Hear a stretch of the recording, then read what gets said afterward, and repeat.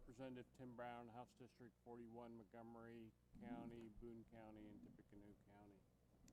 Ben Tooley, Fiscal Analyst for the House Republicans.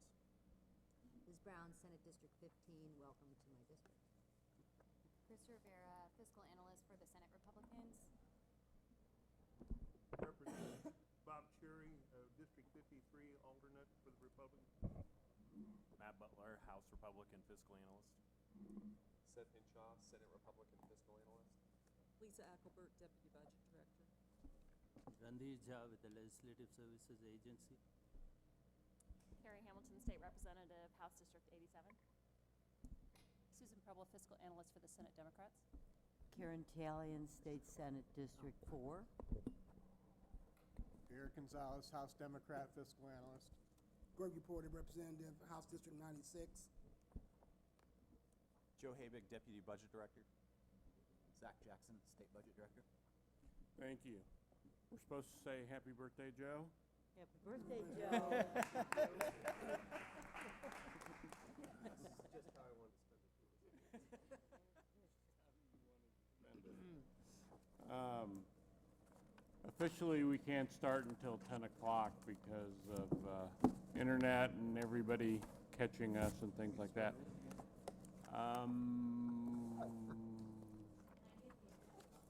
Yeah.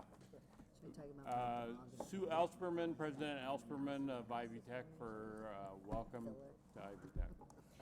I just want to say welcome to our Fort Wayne campus with Chancellor Gerald Mosier and Senator Brown. We are pleased to be in your district. Thank you for choosing to be with us. We appreciate all the support you give us. I am going to be leaving to visit with over 30 independent colleges in Indiana who work with us in close cooperation on our transfer agreements and trying to make sure that students continue to persist and complete through their 4-year journey. So I'm heading down south, but I hope you have a wonderful day. Thank you for the good work that you do. Thank you. Chancellor, thank you for allowing us to be here at Fort Wayne. Thank you. 1 more minute according to the official time clock. 10 o'clock, okay. Meeting will officially come to order. Thank you very much. We have the minutes of the last meeting sent to the members of the committee via email and also present today. Or do I hear any comments or motions? So moved. Second. Been moved and seconded. The minutes of the last meeting. All those in favor say aye. Aye. Opposed, same sign. Minutes passed. There's a proposed agenda that's been distributed to all members. Are there any amendments to the proposed agenda? Hearing none, the agenda will be laid on the table for discussion, and we'll start going through the projects of the agenda. First of all, we go to the agency projects, and we go to the Indiana Office of Technology. Mr. Neely. Morning. Thank you, Chairman. Thank you, committee members. The Indiana Office of Technology requests the amount of $690,000 to undergo a project to create a shared service for customer and/or constituent relationship management solution. What we found through discovery and surveys is that the majority of our agencies have pieced together systems to handle this the best that they can. And what we found is in order to present better continuity and handoff when staff changes and things occur, we want to create an offering that provides a more enterprise scalable feel for these agencies. This project here would allow us to build a shared solution that the agencies that are in this situation can all tap into and share together as a greater good for all, and then allow us to bring on new agencies with their requests in a much faster time frame and a much lower barrier to entry. I think the only other thing to offer is we will take care of 4 agencies with this project as well initially. And some of the agencies, in case you're were wondering, we have Office of Employee Appeals, Natural Resources Commission, ICRC, and public access counselors are just some of the ones that we've queried that will benefit from this and that we'll tackle first. And I'll be glad to take any questions. Any questions for Mr. Neely? Yes, Mr. Chairman. Senator Brown? Thank you, Mr. Chairman. I'm sorry, I was curious which ones. You said DNR, I think, Public Access Counselor, is that right? And what were the other two agencies? It was actually NRC, Natural Resource Commission. Oh, Natural Resource Commission. Yeah, sorry, yep. Office of Employee Appeals and the State Employee Appeals Commission. State Employee what? Appeals Commission. Appeals, okay. Mm-hmm. So are you planning on, so first of all, does this include maintenance of this? And is it going to be done internally, or are you hiring a outside company to do the software package? Sure, it'll be an outside company to help us to create what we're calling the Center of Excellence. So it's a teach to fish. They'll come in and help us to do these initial agencies, and then we'll support it internally with what we're calling the Center of Excellence around case management inside the state. So are these relatively small agencies you're starting with? Correct. Yeah, it seems like it. Correct. And so the goal would be like maybe the BMV, all of those would be on this eventually? Not necessarily. This is really made for the smaller agencies. The larger agencies that have more, I won't say sophisticated business, but that have done this for a while aren't really in this need. This is really kind of the ones that are smaller, don't really have the in-house expertise and those things to keep these kind of systems going for them. Okay, and so is any of this information going to be then shared with the Performance Management Hub or anything like that? Or used in ongoing best practices, anything like that? Do we know? It will present the ability to be able to pull better metrics and data from these agencies, so those possibilities would be there to be enabled, which technically they aren't today.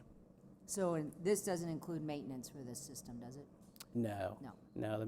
We'll handle that with internal staff, so there will be staff costs going forward. Okay, thank you. Mm-hmm. Thank you. Any further questions? Thank you very much. Thank you. Next, Department of Natural Resources, Mr. Smith. Good morning, everyone. DNR has two agenda items this morning. The first one is Forestry Facility General Rehab for $440,000, which comes from the DNR Capital Appropriations line item. This project includes rehab and repairs at several forestry properties. Those are Clark State Forest Gun Range. $50,000 would go towards the reconstruction of the range to make it more customer friendly. A modern pit toilet will also be installed. It is estimated that approximately 10,000 customers use this range annually. Also, Clark State Forest Shop Building, $40,000 will be used to install a wood burning furnace, heating system, and a wood milling and sign making equipment. Pike State Forest, $30,000 will be used to rehab the office and service building. Lead-based paint is peeling and needs to be removed and repainted. The roof needs to be replaced, as well as the old single-pane windows. Log Cabin Rehab, $320,000 will be allocated to rehab and repair 4 cabins at 3 different sites. Deem Lake, which is located in Clark County, Starve Hollow, located in Jackson County, Morgan Monroe, and Yellowwood State Forests. These cabins will be used for rental as well as being used as interpretive centers. Recreation revenue for our forest properties exceeds $1 million annually. Any questions for Mr. Smith?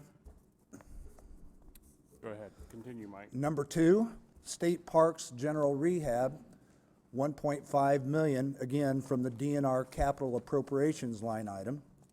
This request includes general rehabilitation needs at 21 properties and for approximately 70 projects. These projects include repair and replacement of slides and equipment, as well as ceramic tile and concrete floors at the Abe Martin Lodge, which has the Aquatic Center in Brown County. We will also restain all 11 family cabins at Harmony State Park in southwest Indiana. We receive a lot of carpenter bee damage at those cabins down there. Also, we will repair and rehab a comfort station both at Obannon State Park near Corridon and also at Salamone Lake just south of here at Huntington. Facility repairs at Turkey Run State Park is also on the agenda. These projects and locations will be shared with IDOA supplier diversity to encourage minority business participation. Overall, State Parks revenue for fiscal '20 is 5% higher through the month of October with, at the time, 10 days to go. The weather has cooperated, and we are off to a very good fiscal year start. Thank you. Any further questions or comments? Thank you. Thank you. Next is the Kankakee River Basin Commission. Mr. Piloff? Welcome back. Thank you, Mr. Chairman, members of the committee. It's very nice to be here with you today. I want to thank you for the consideration of the Commission's $2.3 million appropriation, and I want to note for the record that effective July 1, our commission was renamed. Thanks to Representative Gutwein, we are now the Kankakee River Basin and Yellow River Basin Development Commission, and I'm still working on a shorthand NOMER for our agency, but again, thank you for a request. And also, it merits noting that we've adopted a new mission, and that's that our commission advances Northwest Indiana's safety, economic prosperity, and quality of its natural resources. To get right to the point, Mr. Chairman, this is what I hope will be the last time I ever have to appear before this panel, because effective in 2021, there will be regional assessments that will be put in place that will fund capital expenditures in the Kankakee River Basin for many years to come. But the state, being of great help, has tried to help our commission transition so the citizens can begin to see work start to be completed in advance of the assessments coming online, and we felt that that's very important, that action forward be demonstrated. So the $2.3 million would be used in the following manner. First is we have nearly 100 years of fallen and leaning trees into the Kankakee and River channels, or Kankakee and Yellow River Basin channels, sometimes beyond the easement. That has to be addressed aggressively, and we're going to use nearly $1.5 million of that appropriation in order to begin removing some of these log jams that greatly impede the flow of water for over 1 million acres of agricultural property in Northwest Indiana. Secondly, we're going to begin the work of redesigning and reconstructing the banks of the Yellow River, which is the source of relentless sediment and erosion, which is clogging the channel, making it harder to contain water, sometimes winding up downstream in Illinois and causing interstate dissension. So that aggressively needs to be mitigated at the recommendation of our state-funded work plan that's been developed. So we're going to use $383,000 to begin the design work on the Yellow River reconstruction. We also have to remove large wood and invasive species from the Kankakee Fish and Wildlife area, and we're going to work in partnership with DNR to do that.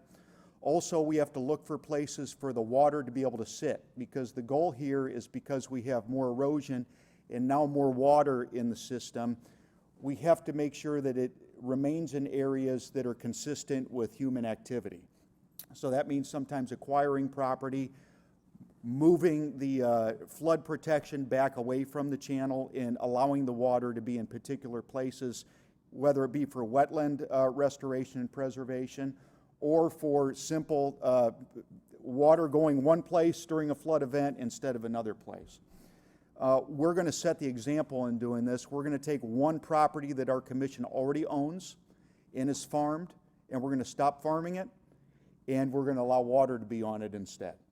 And we're working with DNR have about a 400-acre project for just that very purpose. And we're going to include $100,000 for transition engineering costs in order to make that property suitable for flood storage retention. And then finally, we cannot do our work without the U.S. Geological Survey data. That data is provided by 7 different gauges on the Kankakee River. We contract with the USGS for those gauges. They are subsidized by the federal government, but approximately 2/3 of the cost has to be borne by the user. So for this coming year, I've set aside approximately $125,000 to ensure that those gauges are funded, because whether it be engineers or designers or planners, we cannot make good plans without that data. So that is my explanation, Mr. Chairman, and I am very grateful for your consideration here today. Thank you. Any questions? How big is the Kankakee River and Yellow River Commission? It was 24 members, but it's been reduced to 9 members. Okay. And one of those members is a director of the Indiana Department of Natural Resources. Okay, DNR has strong voice in this. That's correct. They actually have a seat on our commission. Okay. And we also have 2 non-voting members from Illinois by statute. So we have interstate coordination as well. Thank you. Any further questions? Thank you.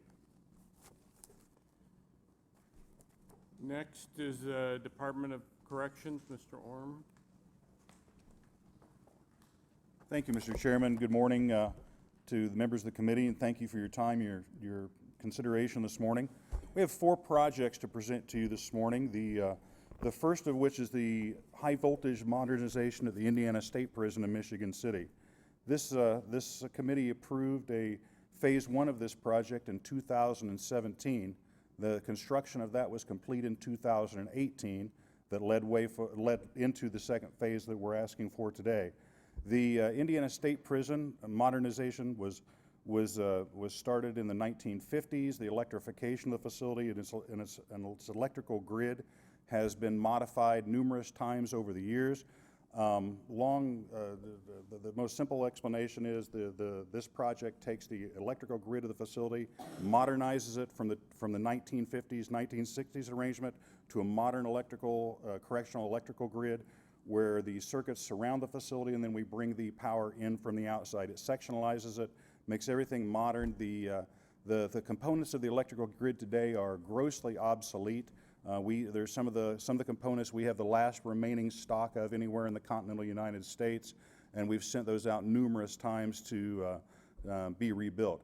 This project will provide much greater security, much greater efficiency in the operations, and much greater reliability and maintainability. Thank you. Any questions? So each part of the prison will be sectioned? I mean, it'll be section by section? It will. A lot like you see is if you go into a modern subdivision, they break it down into sections where different areas or sections will be controlled under a transformer and a sectionalizer switch, which is a green pedestal you a lot of times see next to the road. Those will be located outside the prison, so in the event of a disturbance, we can control the electricity from outside. We get this away from the offender's potential sabotage or potential damaging, and gives us much greater control. The big advantage of this project, sir, is the modernization, the modern electrical components. Okay. Any further questions? Continue on. The second, Indiana State Prison, also, like I said, this is 1950s era construction. One of the basic design concepts of any modern correctional facility in the country is a buffer zone, a sally port. As you enter a facility, you come into a sterile zone where outside the facility meets inside the facility. It's usually a corridor, a locked vestibule. In this case, it's 2 interlocking vestibules that were built in the 1950s. It's the last line of defense for an offender escape, a hostage situation. There are 2 doors. It creates an interlocking vestibule. You come into one. Some of the members of the committee have been through this many times with me. You come in, you present your ID, the door closes behind you. You're locked into the vestibule, then the outer door opens and you exit the prison. The Indiana State Prisons was installed in the 1950s. The doors, components in those vestibules, the door components alone, really some of the components from this project that we removed during demolition will go to the State Museum. It's an era of corrections that just doesn't exist anymore. These components are 1950s. Parts are no longer available. For years we've been machining and recreating parts from raw materials to maintain those. They have really reached the end of our ability to do that. This project replaces 4 of those interlocking vestibule doors with high-security modern correctional doors with glass-clad polycarbonate glazing, high-security glazing.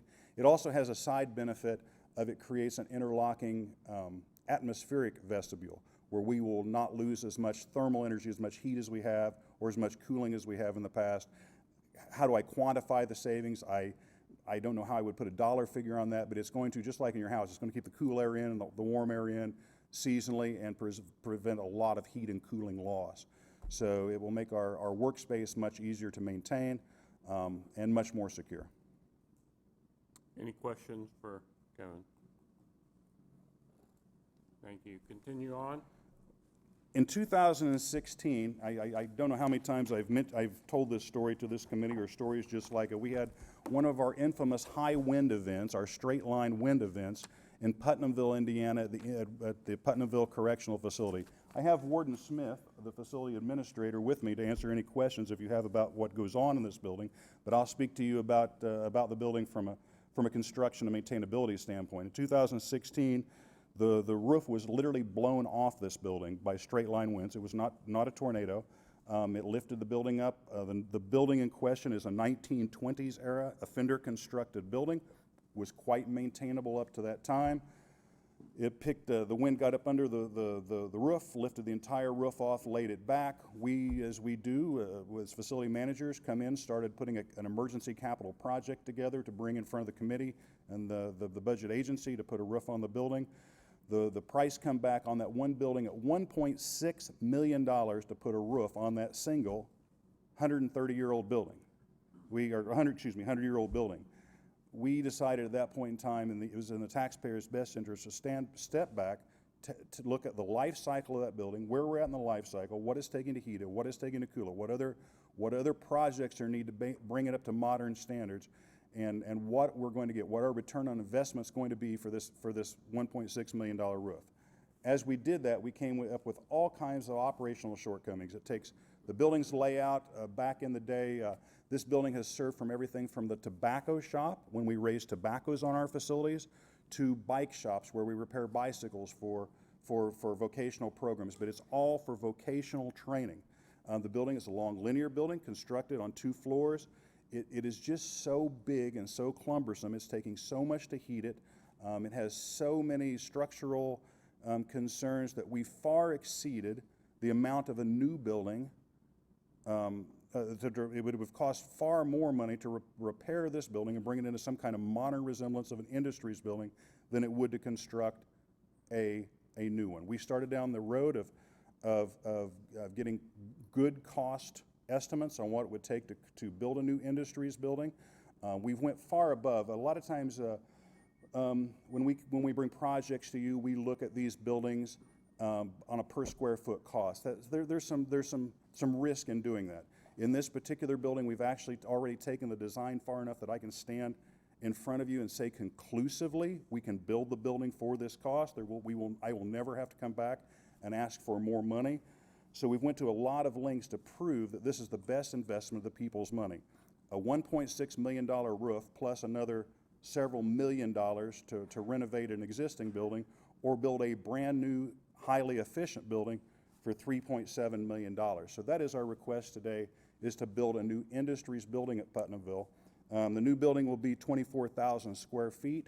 We will then in-house demolish 2 existing industries buildings that from the 1920s, so that have far outlived their usefulness, that right now are totaling about 42,000 square feet. So a little bit less than half the square footage, much more efficient heating, cooling, much more efficient in human operation and staffing. Senator Brown. Thank you, Mr. Chairman. So what do you mean by in-house demolition? We do our own in-house demolition. Very rarely in the Department of Correction do we hire out a demolition job. I have my own technical experts and heavy equipment operators. We own our own heavy equipment, ma'am. Everything from excavators to bulldozers. The Department of Corrections owns... We do. And how often are they used? Regularly. If we ran one prison or had one property, you don't need a bulldozer. If you have 26 properties, it becomes quite cost efficient to run your own bulldozers. We do all the dirt work for any kind of demolition project, any kind of drainage project. We do our own water lines. The way I describe this to my wardens, and I've done this to the one in the back many times, while we're hiring a contractor to come in and replace a water line, I've already got my trained people with our equipment in the prison replacing the water line. We're done on our way home. Okay, so the DOC has whatever the trained, licensed, certified people who can use this heavy equipment already? Yes, ma'am, we do. Okay, and then what kind of vocational, you mentioned repairing bicycles, but what kind of vocational activity, and do you track the success rate since this is going to be in this brand-new building? I am going to call Warden Smith up at this particular time because this is his forte. Exactly why I asked him to drive up here with me. Warden Smith, it's his 41st year of state service. I don't know how much longer he has with us. He's one of the best wardens in the state of Indiana, and for right or wrong, he hired me a long time ago. Well, thanks, Kevin. I don't know about all that. Our primary industry at this point is a pallet shop. We have a company. Yeah, is what? Is a pallet shop. We have a company from Indianapolis. We have a company from Indianapolis named Camps. We have a contract with them, and they come in and they actually refurbish pallets at our place. So they do this through ICI or Penn Products. But we have 60 offenders that work there. It is a Department of Labor program at this time, 4,000-hour completion. And in many cases, these offenders, if they do well there, when they come out, Camps hires them, and they work in camps in Indianapolis. The side note of that is, Putnamville has a biomass boiler, so we burn the scrap from the pallet shop in our biomass boiler. That generates our hot water, our heat, and saves us a fortune throughout the course of a year. And so what is being burned in there? The pallets that can't be repaired? The scraps, they cut pieces. We get truckloads of scrap from Camps weekly. We put it in a grinder, and then we actually burn it in our biomass boiler. Okay, so the most highly skilled vocational activity is pallet repair and building? That's what we have at this point, yes. And so what's the success rate of someone who's completed 4,000 hours in getting a job, and how do you track that? You know, I don't have accurate figures on that at this point. The department is starting an initiative where we'll be able to better track that. But what I can tell you is Camps hires a number of those offenders when they're released. Okay, but it would be, so without going into the minutia here, but so the idea with this new building is maybe you'll be looking at other vocational activities, because ironically, I've had the opportunity to visit pallet repair and building places here run by many of our industrious Amish communities. So it's a interesting skill, but not limited to where you are. So I would like to see us, if we're expanding that. Is that something that you're looking at when this new building is completed? It is. It would give us a place to do that. I can speak to the design of the building center. We designed this building. We've already done way, like I said, to give you a proper, accurate cost, we went way through the pre-design. So we're at a point where the layout is pretty much done. I designed this building to be where you could put anything in there, from a welding operation to a fabrication operation. We made the building as completely generic and open as this room with higher ceilings. Very generic and open, so it could accommodate anything from electronics repair, anything that could, any industry that could come down the road. This building will be able to handle it. It can change its function. Who's going to be the decision maker, though? I mean, ironically, we're sitting, this room is in Ivy Tech, which is to be our premier apprentice internship type of educational system. I mean, who decides in the DOC system what is the next big vocational activity that we should be training our offenders on? Coincidentally, our industries division director is in this building meeting with the chancellor right now. I don't know what the topic of those discussions are, but they have those discussions regularly. They decide what industries are cooperative, what what the needs are within the state, and I know they review those continually. I would be happy to have our industries director sit down and have a discussion with you or prepare a brief for you on exactly how those decisions are made and what they're looking at going forward.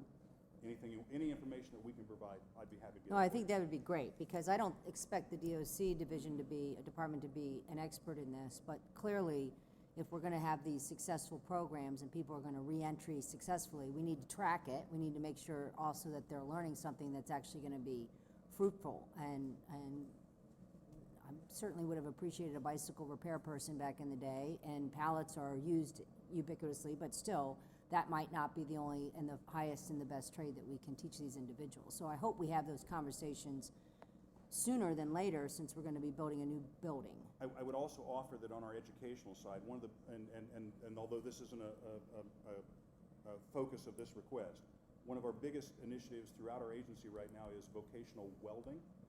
I have been, so like Warden Smith, I've been at this a day or two, and after you've done this while, you may be considered hardened even if you're married to a social worker. But I have sat and listened to a passionate female former offender at Madison. She got out, she had vocational training as a welder while she was incarcerated. She got out, had immediate job placement, making $18 an hour. Walked out of prison making $18 an hour as a welder. I was talking to her a year after she had gotten out and was making $60,000 a year. She was crying as she was telling us how well our vocational programs were working. So we're doing those kind of vocational training classes.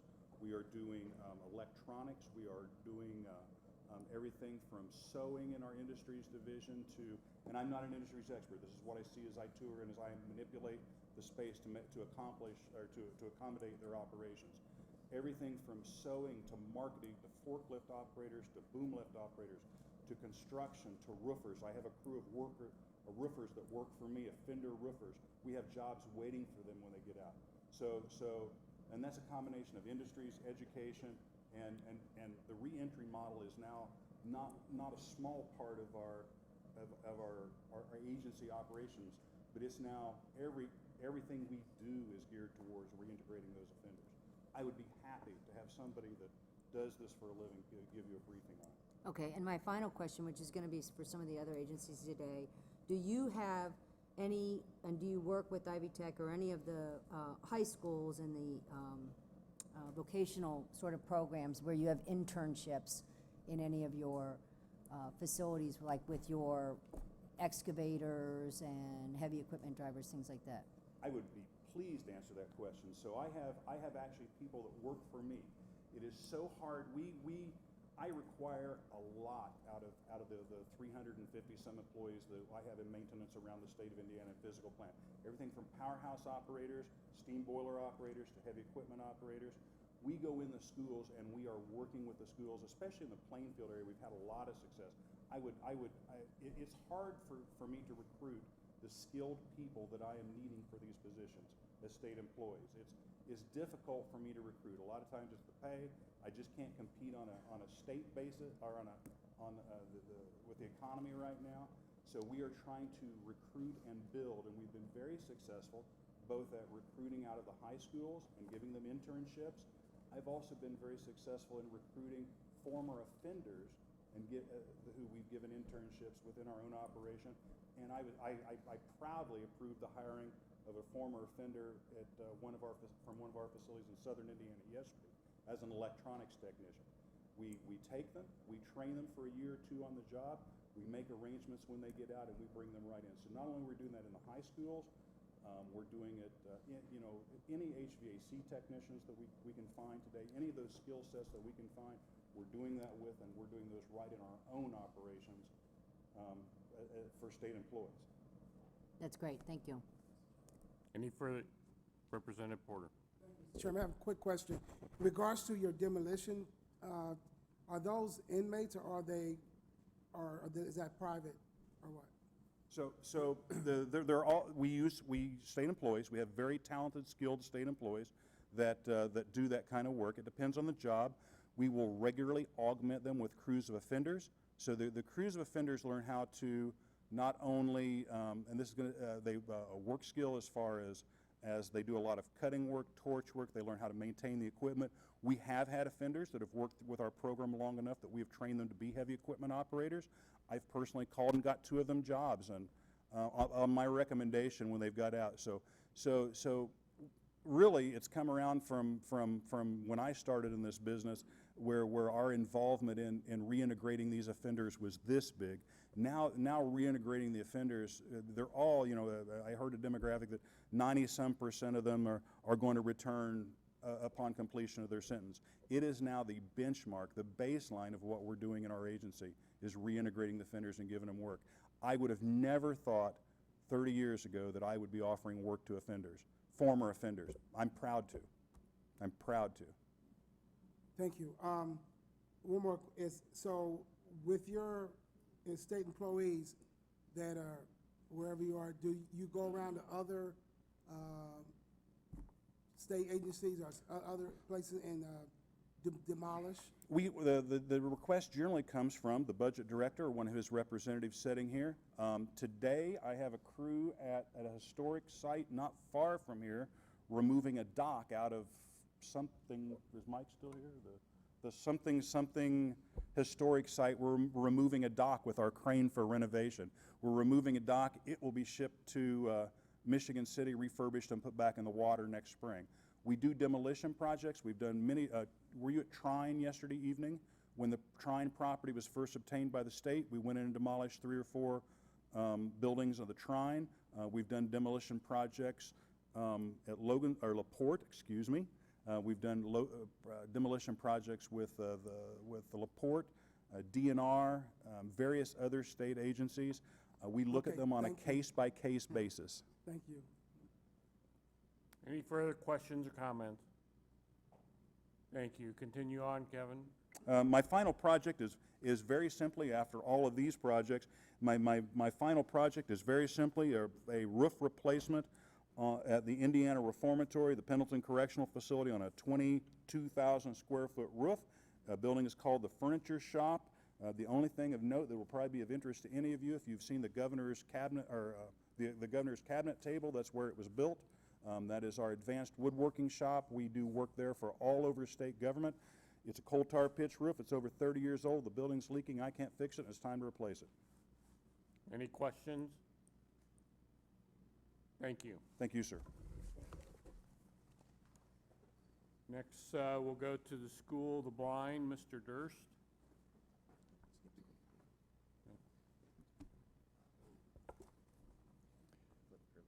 Chairman Brown, members of the Budget Committee, thank you for providing us with the opportunity to present for your consideration a request for $404,000 and change to replace the roof on our F building. The last time it was replaced was 1999. This building houses our auditorium, classrooms, and our administration offices. It's a significant building on our campus. We recently installed about $600,000 of renovations in the auditorium with private dollars, which we replaced our lighting, our video system. We made our area more handicap accessible and our audio system as well. We think it's prudent at this time because of the leaks to make this request to continue to protect the investment of the state and of the school. Any questions? Representative Porter. Thank you. Do you have, who do you have that's going to do the work on the building, on the roof? Have you? It hasn't been awarded yet. As soon as we get funding, we will send it out. Okay, so do you have a MBEWE participation level? Women-owned businesses or minority-owned businesses in regards to that? Do you have a goal? As a capital project, I'm yes. sure that will be handled by DPW. It is handled by the Department of Public Works, and it is part of their consideration process when they're awarding a particular bid or contract. Okay, and it sees this is a 20-year-old roof, right? Correct. Don't they usually go 30 years? We have, the building was built in 1932, and it has parapet walls with a pass-through. I can't hear you. I'm sorry, the building was built in 1932. It has parapet walls with terracotta caps with pass-through scuppers for drainage. And what has happened over the last 80 years, the parapet walls have opened up due to the freeze-thaw cycle and caused water to come in. This water has deteriorated the foam core decking under the roof and has caused the roof to fall below the scuppers or the drainage point at the perimeters of the roof. So it creates these puddles, and they freeze and thaw throughout the winter and opens up seams, and it's letting a lot of water in. Thank you, Mr. Chairman. Thank you. Thank you. Any further questions, comments? Thank you. Thank you. Next is School for the Deaf, Mr. Hawk. Thank you, Mr. Chairman, members of the committee. The Indiana School for the Deaf is here to request appropriation of additional $543,000 to proceed with the demolition of Simpson Hall, a former girls' dormitory building on our campus. We originally received approval for appropriation of $857,000 in August of 2015. Since that time, or at that time, we were unable to procure the proper authorization from the Historic Review Board for demolition of that building. Since that time, we have received that approval. We've worked with IDOA and the job order contract system to procure this budget number, and we're comfortable with this number to move forward with demolition. How long will it take for the hall to come down? My understanding is a few weeks, Okay. maybe 2 months. Okay. Any further questions or comments? Senator Talion. Thank you. So what you're telling us here is that you had a 4-year delay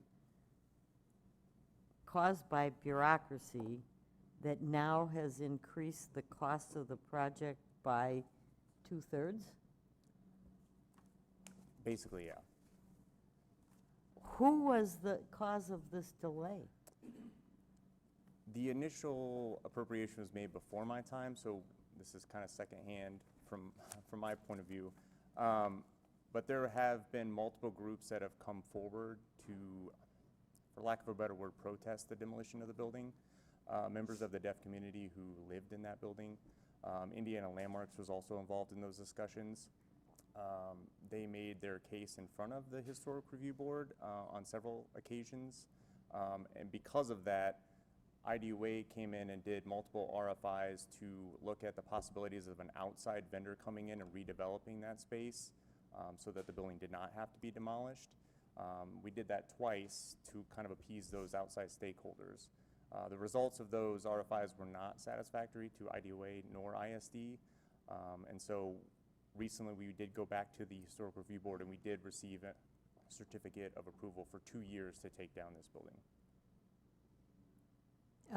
And seriously, the cost, I mean, I understand that costs of materials go up, but I don't understand why the cost of a demolition goes up by 2/3 in 4 years. I mean, what's going on with that? Maybe you should talk to Kevin.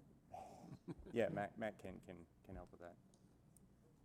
Thanks, Senator. A couple things have happened. One, the cost of just, with the economy the way it is, costs of everything have gone up significantly. The other thing is the original dollars that were approved, they didn't take into account some of the things we've discovered since that approval. So there's water lines that run underneath the building that feed the rest of the campus. Utilities run under the building that feed the rest of the campus. So even if the original amount would have been, if they would have taken it down 4 years ago, they probably would have had to come back and ask for additional funds once those things were discovered. Okay, thank you. Representative Porter. Can DOC do this? I figured you were going to ask.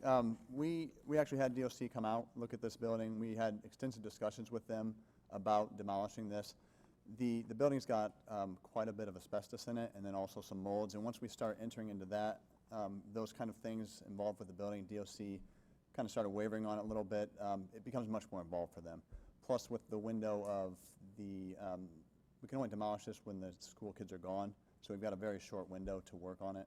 And so with those two things kind of impacting DOC's work, we both thought it best that we just explore with outside contractor. The outside contractor is the same person who gave the original bid? Or is it someone else? This actually never went out to bid. But these so were it's 2/3 more, and it's never went out to bid? correct. So those were estimates from contractors. So this is the estimate also? This is an estimate. We've put it through the JOC process, which helps to nail down the estimates a little bit closer. So we think that this number, we've talked to the contractor a little bit about this number. They were confident with the number. Once you start demolishing something, though, or once you get into a project, there's always things that could come up, but they were confident with this number. I hope not to have to come back on that. Any further questions or comments? Thank you. Thank you. Next is the Indiana Department of Transportation, Mr. McAvoy. Thank you, Mr. Chairman, members of the committee. I'd like to take the time to say appreciate all of you that attended our tour yesterday. Appreciate everybody yesterday that attended our tour at Fort Wayne. Hope you found it educational. We have one project on the agenda today. It is a formal request for funding in the amount of $252,000 for the architectural and engineering fee for the construction of a 7,000 square foot unit building and a 15,000 square foot, 3,500 ton salt building at Waterloo. The funds were originally planned for the A&E fees for the Bloomingdale unit. However, suitable land for the new Bloomingdale unit could not be found, thus the change in location. This new unit building will replace the existing 1,800 square foot unit building that was built in 1968. And the new salt building will replace the existing salt dome that was built in 1984. Both buildings will be constructed on the existing Waterloo unit site. The existing unit building has some significant issues. It does not allow for OSHA-approved work clearances or proper ventilation within the garage space, being a single bay unit building.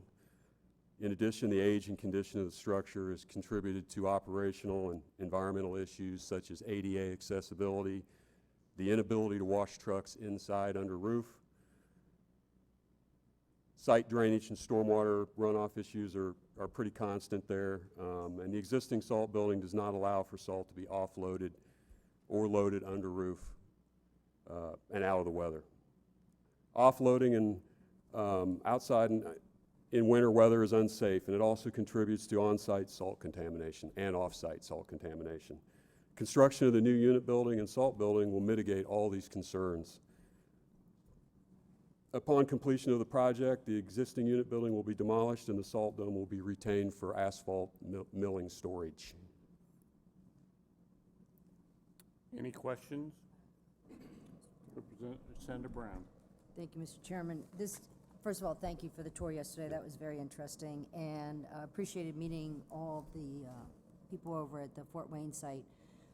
I did speak with them. I'm not sure if that's his title, the materials engineer person, and he usually does have interns. He doesn't this year. But with respect to the mechanics, you don't have to answer this now, obviously, but obviously there were, I think they said 7 or 8 full-time auto mechanics 9, on I our think, big yeah. plow trucks and things Right. like that. And obviously that's duplicated around the state at all the other sites, all the other districts. But I would hope that we also, again, have an integrated CTE system with interns, et cetera, coming from places like Ivy Tech and our high schools, because if we can't do it as a state, then we can't expect our employers to also. So That's correct. I'd love to see what INDOT is doing with respect Right, to and that I will definitely pass that information along. I know we do have a pretty robust, engineering training program with scholarships. They are constantly, promoting INDOT, and we do try to find HTs and mechanics. Sometimes it's hard to do with the pay scale that we have, but it's an ongoing process. I'll pass that information along. Thank you. Thank you. Thank you. Any further comments, questions? Thank you. Thank you. Next, we'll go to the university projects. Ivy Tech, Mr. Hawkins. Thank you, Mr. Chairman, members of the committee, fiscal staff. Welcome to Ivy Tech. We're here requesting approval for construction of our new building to house the Indianapolis automotive programs. The current facility is located on East Washington Street. Step one for us is always to try to use the building that we have or to try to renovate the building. The condition of this building, program demands, and cost of R&R being more than a new building were all factors in this consideration. We're requesting approval to build in a new location on donated land in an economically distressed area in the new International Market District on the west side of Indianapolis. The new location will allow for program growth from about 280 students to 600 students. It'll reduce our footprint by about 31,000 square feet and operating costs by about 25,000 square feet a year. The campus has a creative funding model, including gifts, auxiliary funds, operating dollars, and New Markets tax credits. New Markets tax credits are federal income tax credits to encourage investment in low-income communities around the U.S.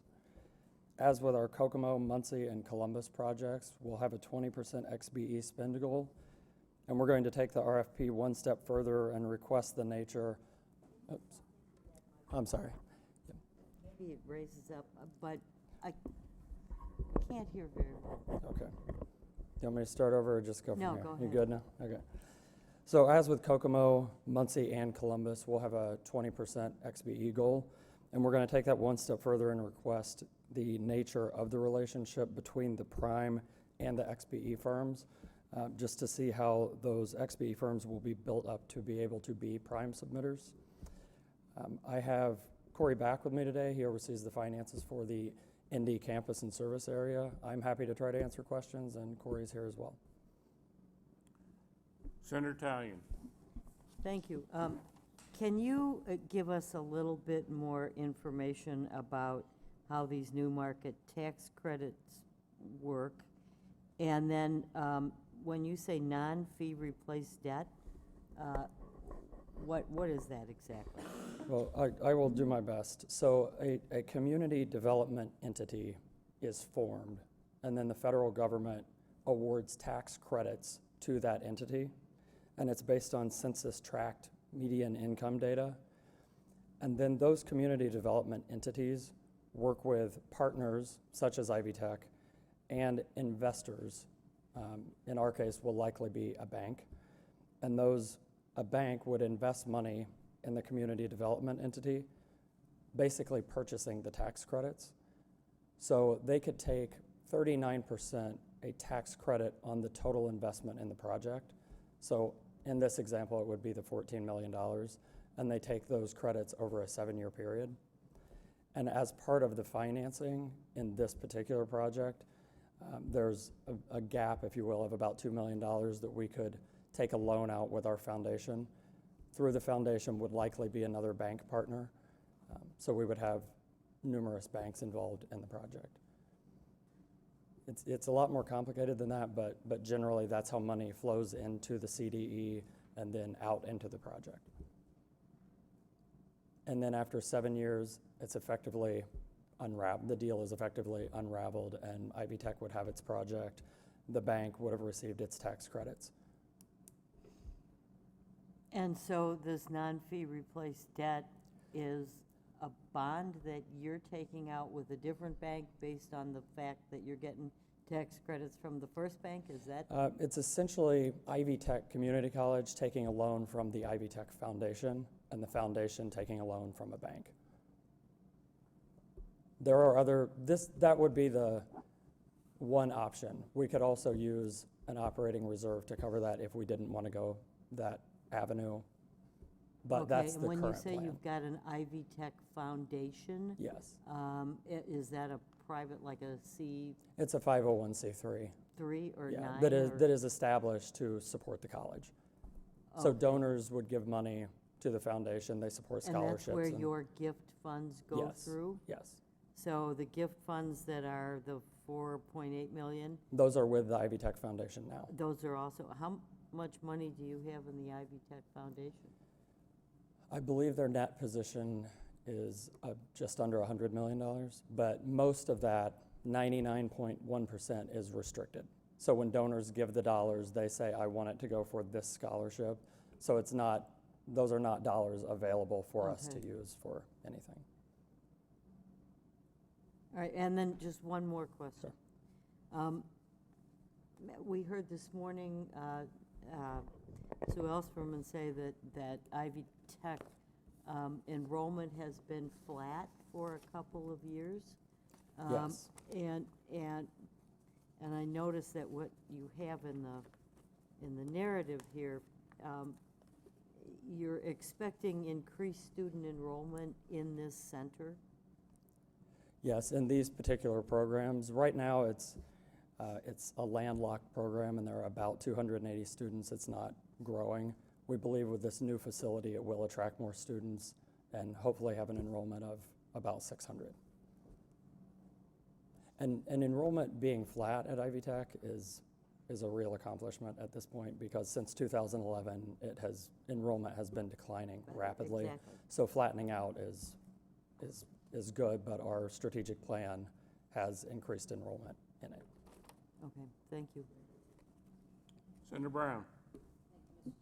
Thank you, I had some of Senator Tallian's questions, but I'm also, what is the current enrollment in the Automotive Technology Center? There are 280 students currently. 280 students? Yes. And what does it take for them to be certified? I mean, that's what they're going for, a certification? They can get a CT, a TC, or up to an associate that would then transfer. They get an A associate's certificate degree or- in automotive technology and transfer to college? I'm gonna look at Corey, yes, Okay. but So 280, and if you're at capacity with the new building, what would be your increased enrollment capacity? About 300 students. We're planning to grow to near 600 students from 280. All right, so following the line of flat or decreasing enrollment, which we've seen across the state, are you anticipating poaching or getting students who otherwise aren't going to college? Or, I mean, we're not going to be growing a whole bunch of new kids, so. There's a lot of demand in this field right now, so the students are coming out with jobs. Our current program, the building that it's in, is not attractive to students. We don't have a good environment right now to attract and recruit into this program. So with a new building, on top of the fact that there's jobs, we are really planning to be able to grow the program without difficulty. So because of the physical space, even though there's a job waiting for them, they're not interested in participating in a program. Is that what you're saying? We still are hitting, we're hitting what we are capable of filling. Okay, and what is your job success? How many of the students who complete this? Nearly all. Like 95%? What's nearly all? Yes, in that range. I can find out specifically. Okay, and then finally, where do your operating funds, 1.7 million, come from? I mean, are these from student fees? predominantly the sale of the current building. Yes. The sale of the current building was 1.2 million of that. So the 1.7, 1.2 is from the sale of this current Yes. building? Yes. You've already sold it? Yes, the one on East Washington. Yep. And where's the other $500,000 coming from? General operating dollars that the campus has that is saved up for this purpose. How long did they save them up? Is that extra money, you have $500,000 every year, or how do you? No, I've been trying to grow our reserve for this we've been trying to get this project off the ground for the 3 years that I've been in the role. Okay. Thank you. What will happen to these 300 students if this doesn't happen? Will Chevy train them? We currently do training for GM and Ford, and we're trying to grow our sponsored trainings. They rely on us. It's a good partnership. We are hoping to grow those corporate sponsorships and corporate trainings because there's an industry demand for it. If this project doesn't go through, we're not going to be closing the program because the demand is very high. We will seek currently existing facility and retrofit it for the automotive program. Is the cost of training a student higher with an industry versus Ivy Tech? Meaning if General Motors trained them themselves? Yeah. I'm not sure if I can answer that with, I can find out for you. Okay. I do not know that answer. I can research it. Okay. Senator Brand. Sorry, I have a question. So with respect to this, you have bookstore commissions and, that are going to the cost of this, and Indianapolis events, what does that mean? The Indianapolis events is revenue from a operation for space rental that we have for events. So it's in our C4 building on Meridian Street in Indianapolis. That revenue has been building for 7 years. It is we do some weddings, we host meetings. It's an event, an enterprise. It's unrelated business. We pay tax on those dollars. Okay, and then what's the $1.5 million from bookstore commissions? Bookstore commission as a component of our bookstore contract. The campus receives a commission on book sales. Is that just at your campus? No, it's a statewide. Each campus has a disaggregated accounting code that their bookstore So how funds much go are your into. bookstore commissions statewide annually? Do you have a sense? Is it $1.5 million? It's been dropping precipitously every year. At its peak in 2012, I believe it was about $12 million, and it's down to about $3 million. It's down to about $3 million? $3 million per year, yeah. And the trajectory is continuing to drop. So all of Ivy Tech's students who are buying in or renting books are helping, some of the dollars are going into this project? Yes, whichever campus, and different campuses sell different things, so sweatshirts, anything like that, it's campus specific, it stays in their account structure. So over all the years that we've had the bookstore contract, those dollars build up. Fort Wayne used some to renovate an area here recently. Ivy Tech doesn't have an Rnr fee like many of the other schools do. An Rnr fee? Repair and rehab Right, fee, no, I did- separate. Yes. So these dollars are some of the only dollars outside of tuition that are unrestricted dollars that campuses can use for different things like this project So or when like you say- renovations. I'm sorry, when you say it's dropping precipitously, that sounds like it's a negative, but not to the student. I assume that the books are not, they're online, or programs don't need a textbook, a physical textbook. Is that part of why the precipitous drop in your commissions? Yes, yeah. It's a completely changing market with everything, Right. with a lot going online. All right, thank you. Senator Tallien. One more question about this. So at this automotive training center, you said you do training for GM and others. What do you get back from them? Do they support these projects or these programs in any other way? The corporate sponsors provide funding, some funding. They are helping with some of these gift funds for this project. It's also a relationship where they want our students and we want our students to have jobs. So it's a mutually beneficial relationship. Yeah, I'm just looking for I'm looking to see what's on the other side of that relationship. So they put in gift funds? Do they contribute to these programs? They contribute gifts to the foundation, which would then be part of that $4.8 million that's funding the building. Okay. They also support some faculty development as well. So they'll develop our faculty, travel them to the conferences that are relevant to what they need our faculty to be able to teach our students. So there's that benefit as well.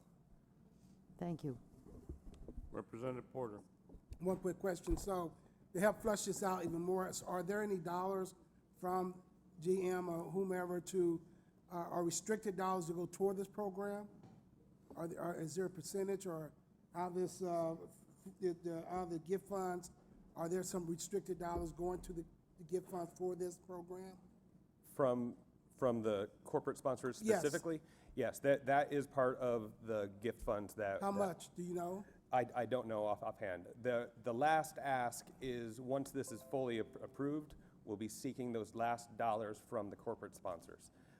We are planning on that being at least $1 million. Okay. $1 million, at least $1 million, Yes, minimum $1 million. yes.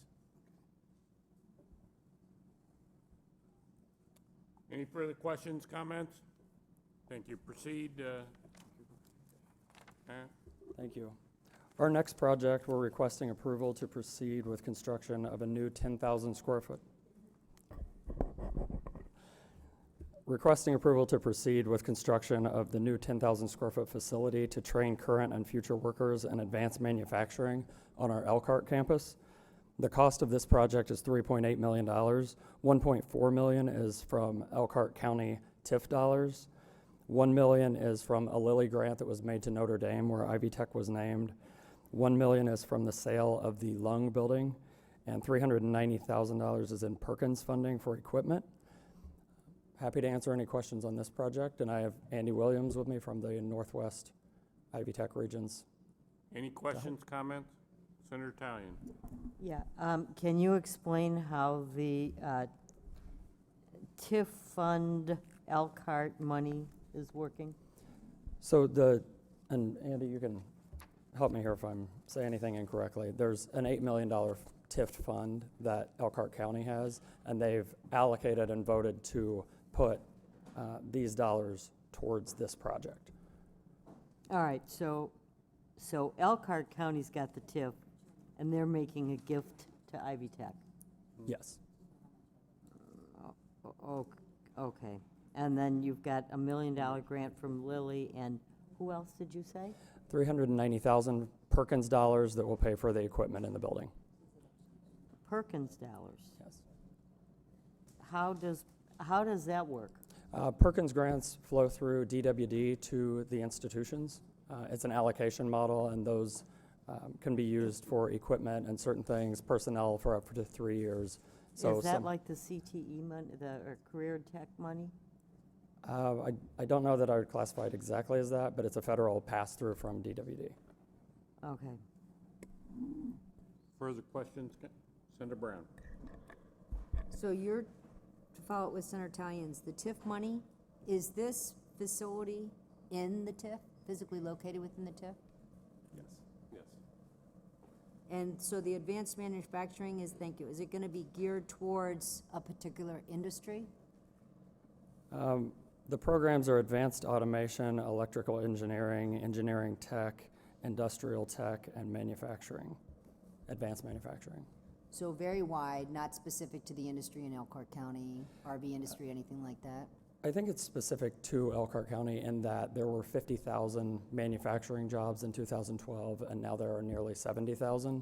And that growth is great, but those individuals would be more likely to be displaced when there's an economic downturn. So building this facility there and training them in advanced manufacturing and these other industries would insulate that county a little more from an economic downturn. And so how many students do you have anticipating in this, do you anticipate in this program? There are currently 263, and the expected growth is to 500 over a 3-year period. And your operating funds, again, what was the makeup of the operating funds, the reserves that you mentioned, the $1 million? Bookstores and things like that again? No, this is not from the bookstore. This was from the sale of what we called the lung building. Our former Elkhart campus was called the lung building. We constructed a new facility in 2011 and vacated that space, and we sold that building last year for $980,000. The building was donated by the Lung family. Oh, okay. Thank you. Thank you. Any further questions, comments? Thank you. Thank you. Purdue University, I believe this is the last time we'll see this person for this, Mr. Hahn. Is that right? Is this your last appearance? Hold your applause, Representative Porter. If you've watched any James Bond, you never say never. However, yes, Chairman Brown, this would be my last Budget Committee appearance for the Boilermakers, as on November 1st I will join Vincennes University as their new Vice President for Government Relations to replace a a man who left some pretty big footprints when he passed this summer. But I do have, in my normal fashion, I do have 7 projects for you today, and I'm happy to be here to present those. So, Mr. Chair, members of the committee, I'm Tony Hahn for Purdue for the last time in this role, and I have several R&R projects and one exciting South End Zone video board project. So the first project is that South End Zone video board, and that is in the Ross-Ade Stadium in West Lafayette. And this will replace the current video board that is aptly in the South End Zone that is currently 68 by 30 feet, and it will replace it by a 150 by 57 foot tall video board. And not just to increase the game day experience, but the reality is, due to the age of the current video board, which is almost 14 years old, that lives outside, parts are becoming harder to find. We have to employ a full-time technician during the football season to make repairs. And so the most of the cost for this $10 million project will be the actual construction of the new structure that holds the board. If you recall the stadium, if you've been there, in fact, over the last couple years, not many people have, but that's increasing. But the brick structure that holds the video board up, that maintains the cooling units and the data and the electricity and the transformers, that will need to be modified to hold the new video board. So this is a $10 million project that's funded completely by gifts in the athletic department, and we'll start hopefully as soon as this season is over and be ready for the next one. Any questions or comments? Continue on. This begins my list of R&R projects. These all were approved by our Board of Trustees in their first meeting in this new fiscal year, so that's why you'll see many of them. The first one is at the airport, which many of you saw when you visited campus. This is an HVAC replacement, window replacement, and overhead door repair. So you'll notice in these projects what we have done is bundled many things together that are like or at the same location. And part of that is we're experimenting with a new delivery model for R&R projects by bundling multiple projects together to create slightly larger projects than using a CMC model, which we have found to be very successful to get that guaranteed maximum price and to have a better administrative experience. So the first part of the airport is to replace an air handling unit that is in an academic facility out there, and it will provide service to classrooms and workspaces that are not currently air conditioned, and also replace the ones that are. This also replaces 77 windows that were installed in the 1980s, and the mechanisms and the seals are falling apart, so we need to maintain that exterior seal. And this will also repair the overhead door. As we tend to do up there, we're squeezing the life out of everything we can, and we've decided not to replace the door, but we think if we can repair it, we can get another 20 to 30 years out of the door by repairing the rollers and the drive motor and the cables and some of the other parts. So this makes a total of $4.7 million. And what we've done on many of these projects is we have split the funding. $3 million of this comes from the R&R appropriation that's in the budget, and then $1.7 will come from our own R&R funds in our general operating. Questions? Senator Brown. So, and you can answer this for all the other projects. Where are the R&R, those are the fees students pay, is that right? That's right. West Lafayette does have a student fee. Actually, all of our campuses do have an R&R fee by semester. That goes into our general operating to pay for that R&R throughout the entire campus. Mm-hmm. Okay, so then the operating funds does not include R&R. The operating funds that are listed on the sheet are our general operating funds. And when we charge students the R&R fee, it goes into general operating. When we receive gifts or other auxiliary that go for capital, it goes into the general operating. The R&R funds that the state provides is broken out separately and listed as R&R appropriation. Oh, I got you. All right, thank We you. receive about 12 million a year from the state, and that's based on a formula of the replacement value of the campus. We submit that to the commission every year before the budget. And what do you receive every year from students in R&R? And do the R&R dollars from students' fees stay on each campus, or do you They do. aggregate? They do stay on each campus. And what do you receive then on Purdue Lafayette campus every year? West Lafayette campus, the R&R fee generates about $14 million. It is $161 a semester per student. I can tell you that the Fort Wayne fee is $51. Has that remained as flat as your tuition? Yes. Yeah. It's all part. When we say that tuition is $9,992, that's part of that. Oh, you. It's tuition not in and addition fees. to. It's not in addition to. So you could lower tuition by $151 if you didn't charge students R&R? That would lower the tuition, but we would short ourselves $14 million in the R&R program. Okay. Any further questions? On the airport project, Continue. the third project today is a general classroom R&R renovation. And as I mentioned, we're grouping several like-kind projects together to get more competitive bids. These are a total of 6 projects, 6 classroom renovations that will take place in Beering Hall, Biochemistry Building, Electrical Engineering Building, Veterinary Pathology Building, and will also renovate the restrooms in Electrical Engineering since they're there. Many of these classrooms have not been updated since they were built in the early 80s, and we're changing the functionality of how we use them with different technology and different furniture. So this will change the flooring, the lighting, the furniture, the AV, and make them much more functional. It will also improve the restrooms in the EE building to make them more modern and more ADA compliant. This too bifurcates funding. $1.8 million comes from the state appropriated R&R, and $655,000 would come from that general operating R&R. Questions? Comment? Continue on. Next is the water line replacement in the southeast campus.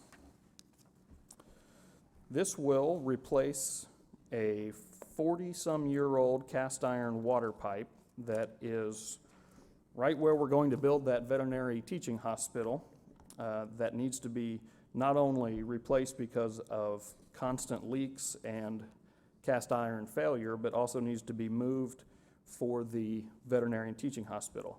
This is a 24-inch pipe that provides a lot of cooling water from the Wade power plant to multiple buildings. So what this will do is lay about 1/3 of a mile of new 30-inch plastic pipe that should last nearly 50 years or more, as well as 5 excavation pits and some other changes. Part of the cost of this is that we'll have to provide temporary cooling to the facilities as we have it opened up. So it's a pretty large excavation project, but it should serve the campus then and the expanded campus pretty well with the chilled water lines. Estimated cost of this is about $2.6 million, and that is funded by that R&R operating fund that we have in the general operating. How much is that balance in that operating fund, general R&R student operating? Is it Well, I only can tell you, so it's good to think about it as an R&R program. We spend on West Lafayette 73, I think this year we're planning 73.5, so $74 million on R&R on that campus. And as I mentioned, the student fee generates about $14 million. State gives us 12. Some of that R&R is, as you'll hear soon, on resident halls, which remember as auxiliaries, they have their own generated R&R. So some of the shortfall between that 74 million and what the state provides and the fee provides comes from auxiliary. We're using about $6 million in gifts this year for that. The parking garages R&R comes from parking garage revenue. So it's pieced together in general fund through a number of different ways. So we spend more on R&R than what both the fee generates and the state provides and the auxiliary services provide. So that balance comes from gifts, interest income, investment income, to an extent, indirect cost recovery, and is lumped into the operating account. So it's difficult to say that there's a balance in that account. What we do is we take the general operating and know that we'll budget $74 million for it, and know that we're spending all of the state money on it, clearly, all of the student fund on it, clearly, because it far exceeds what those generate. Further questions, comments? Continue on. Next is the Stewart Center. Window and stage lift replacement, elevator repair. Once again, lumping together several to get competitive bids. This will replace the stage lift in the Loeb Playhouse that replaces the mechanical drives with new mechanical drives to replace the hydraulics. It'll install new lifts and controls. The big part of this project is replacing 300 windows in the 1959 Stewart Center, most of which are original single pane and aluminum. And so putting new energy efficient windows with new interior finishes and exterior landscaping is the bulk of this project, as well as fixing the elevators. And once again, we split this out over several funding types. 1.75 is state appropriations, R&R, and the $2 million is from other operating. Questions, comments? Next. For those who have been here for a while, you know that I have ongoing bathroom renovations, but I'm wrapping them up this year. So we're all lucky that you won't have to hear more about these. The next one is phases 3 and 4, the final phases at Hillenbrand Hall.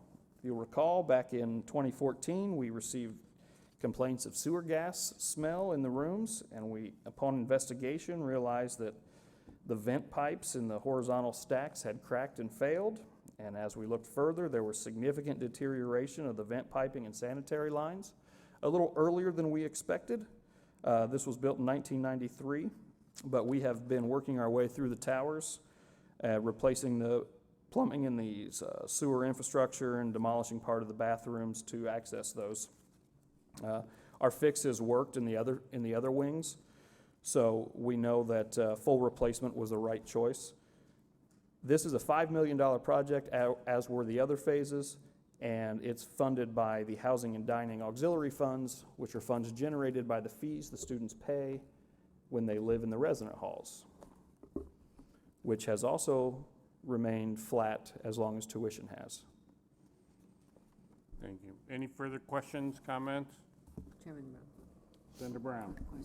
Thank you, Mr. Chairman. Did you say that this residence hall had been built in 1993? It was. Is that a flaw? Perhaps. Might have been a material flaw.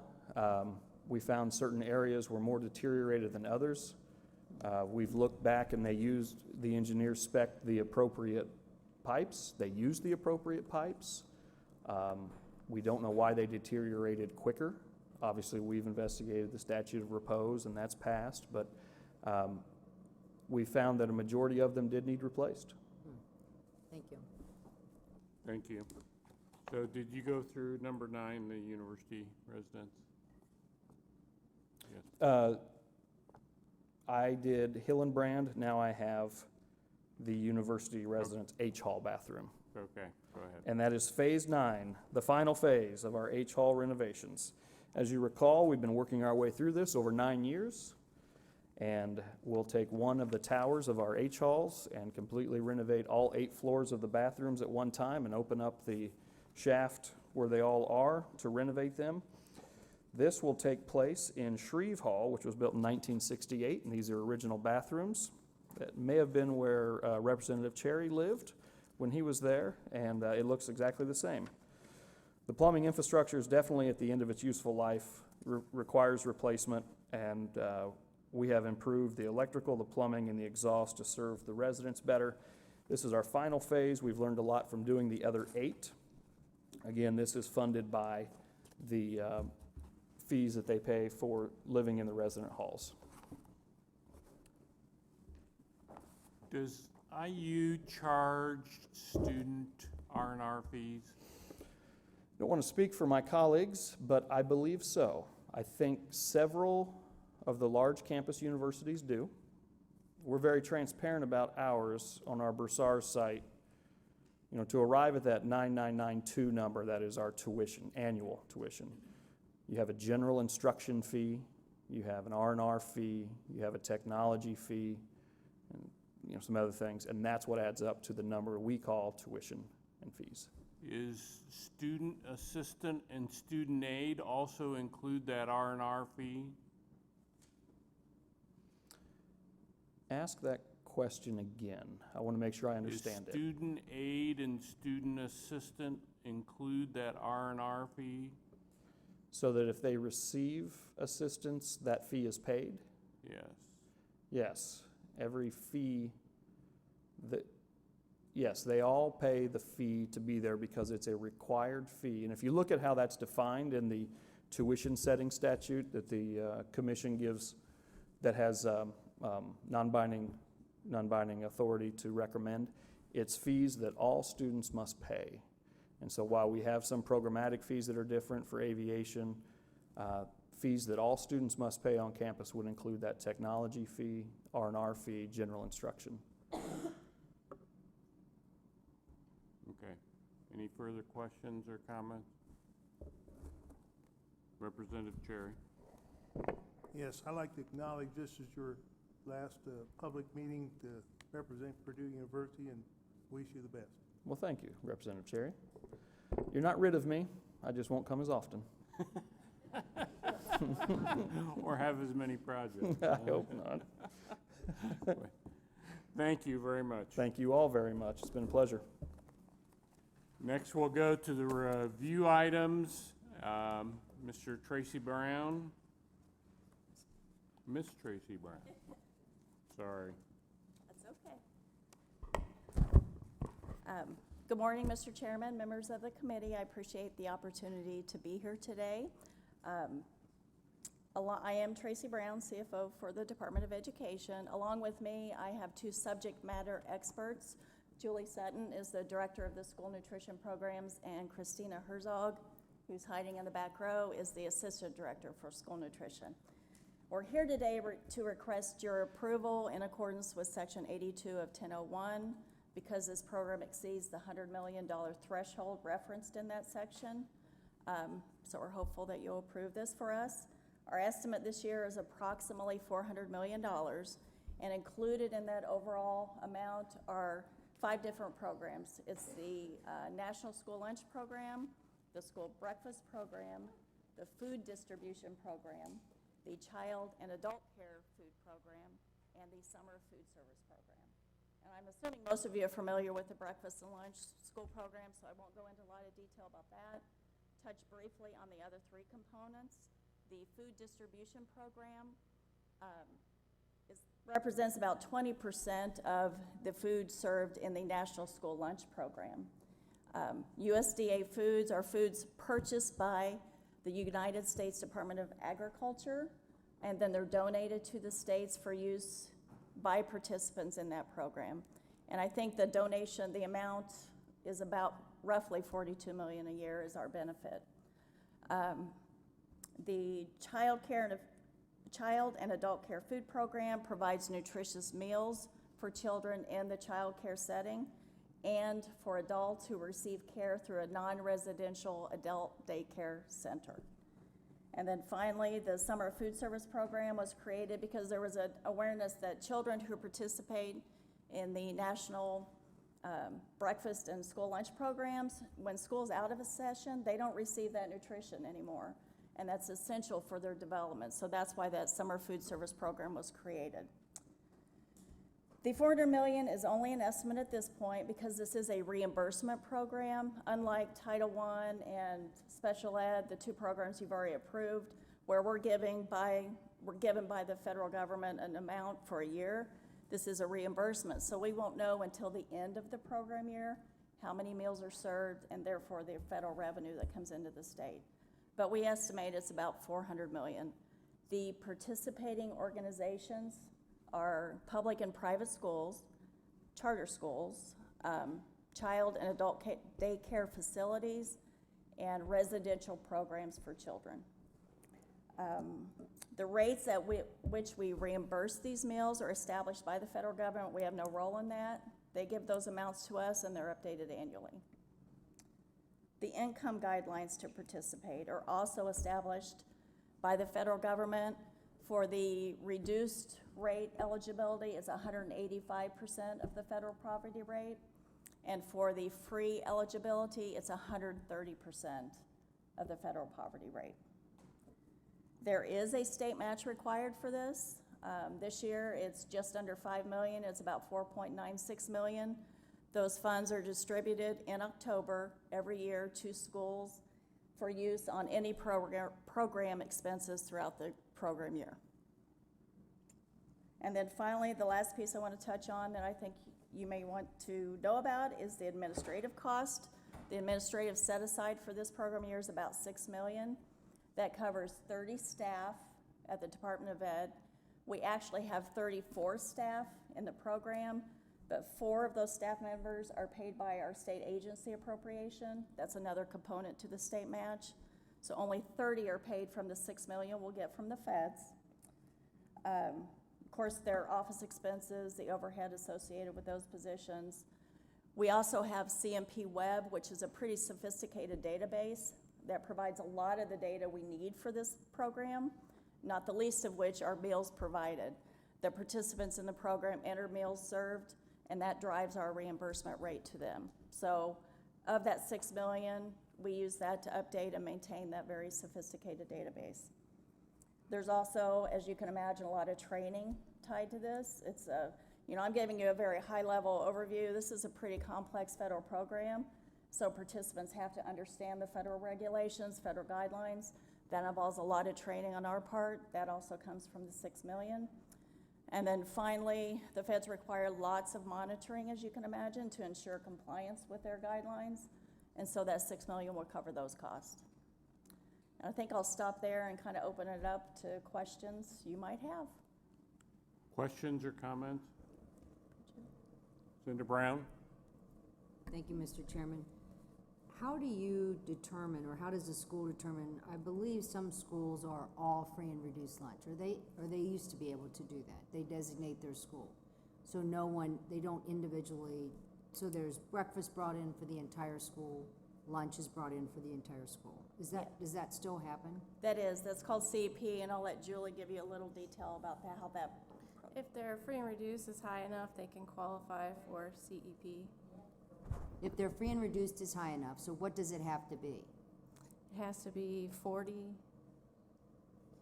least 40% to qualify, but it's cost effective if they're closer to 62.5%, where they'll get 100% free reimbursement for the cost. So if it's only 40%, the entire school can have free breakfast and free lunch brought in? Correct, but their reimbursement doesn't go up, so they have to see if that's cost effective for them. If they're at the 60%, then they could get reimbursement for all the students. Okay, all right.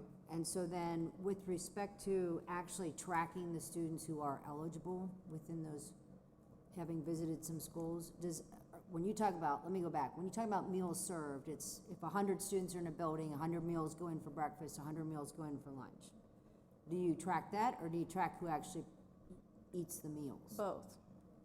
Okay. So most schools have students that qualify for reduced or free or paid meals. So they have to track them by student as they come through and get their meal and what category they're in. All right, but does anyone track, like, no one likes the breakfast, so no one eats it? I've been in schools where... We do that as a part of our monitoring, yes. Okay, and so what do you find? What is the reject rate?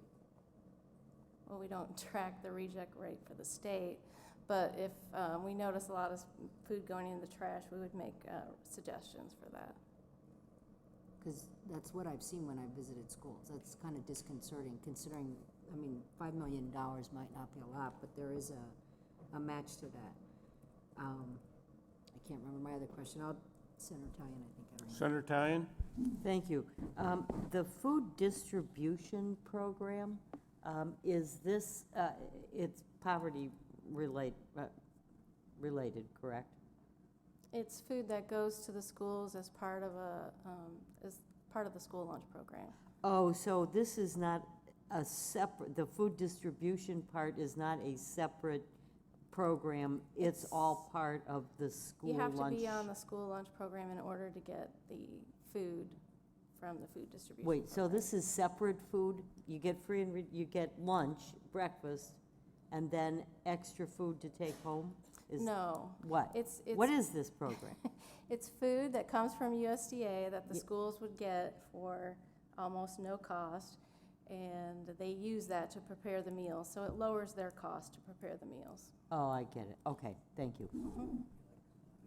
Senator Brown? Question. The summer program, I know here at times they've designated in the summer certain parks around the city to be the recipients of this, and they distribute lunch. I don't think there's a breakfast, right? But if I recall, it's been a while, there was not a check-in or anything. It's just Tuesday, go to XYZ Park, lunch is going to be distributed. Do you still do that? And then whoever shows up can participate in that meal? Meals Or are take a served meal. in low-income areas, so yes, whoever shows up gets a meal, but they do still count all the meals, and that's how they get their reimbursement. But they count them, but that doesn't mean, so the idea is if the 100 students in the school, you go to their neighborhood where you think, but you don't actually know if those kids are getting the meals. You just know 100 meals were taken. Correct. You don't know if they're eligible or, The eligibility is based on the area where the meal takes place. and you don't, Under 18, yes. under 18?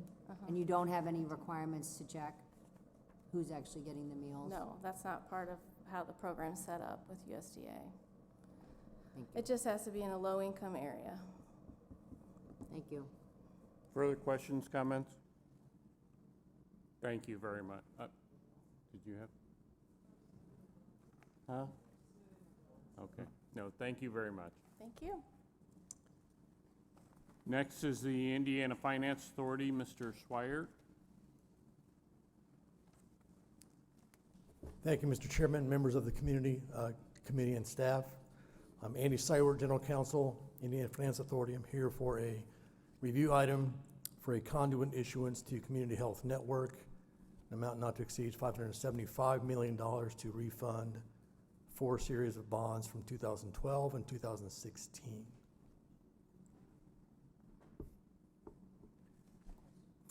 Question, Senator Brown. So let me just, so this is so they can issue bonds. They sort of piggyback on our, We're the conduit issuer, so we'll actually be issuing the bonds. It is not a debt of the IFA or the state. It'll Okay. strictly be the debt. We hold the money, like I said, by the definition of conduit, it passes through the IFA for their use. We do have bond counsel and a representative from Community Health if there are any questions about the underlying issuance, but we are strictly the conduit issuer under our program. so are there any restrictions on any, I mean, the hospitals are not-for-profit, so that's why they're doing this. Is there any restriction on the amount? Does it relate to their revenue? Does it relate to the reserves they have? How do we decide that $575 million is appropriate? It's the amount they've chosen to refund the bonds. So it's up to them? It is. Okay. Do we know what their reserve is? I do not.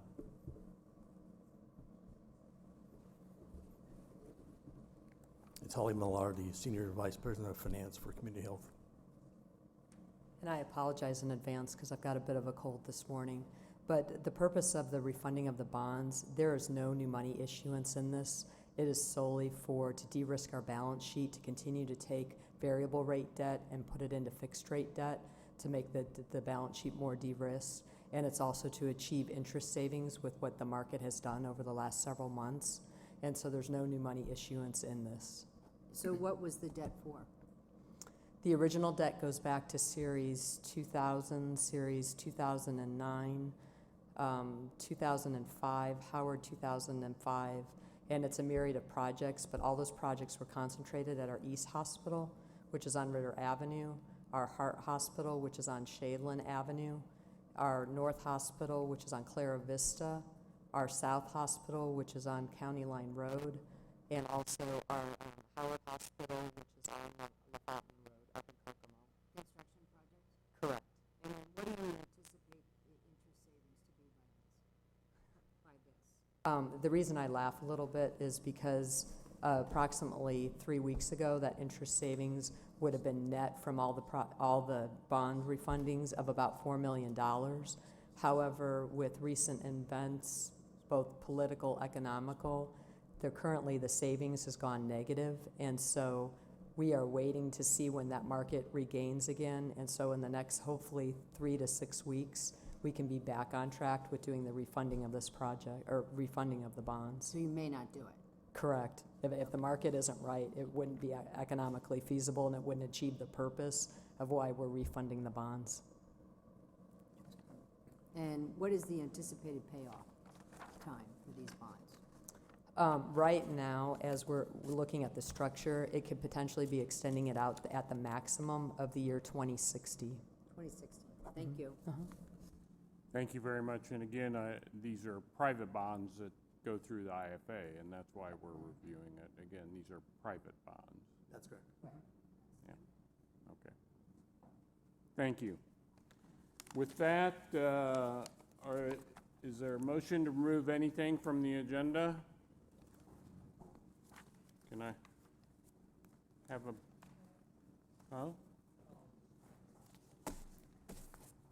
Can I have a motion to approve the agenda?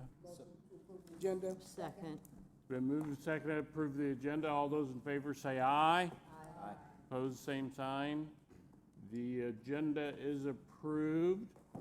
Our next meeting will be coming up in December. It will be the revenue forecast. I believe it will be a Friday, which is like December 18th. December 20th?